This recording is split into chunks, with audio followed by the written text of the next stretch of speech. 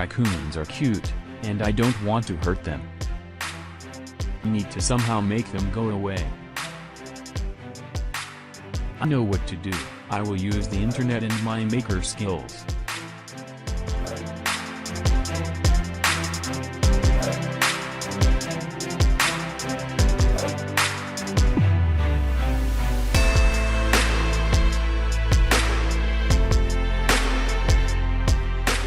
Yes, this will do nicely.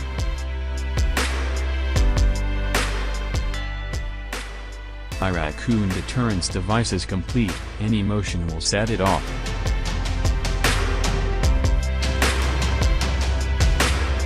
Now it is time to wait and see what happens. Here comes one now.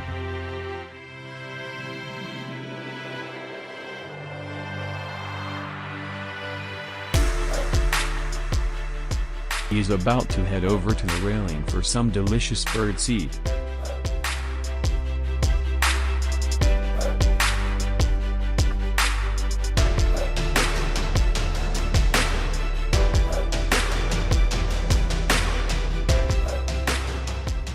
There he is now.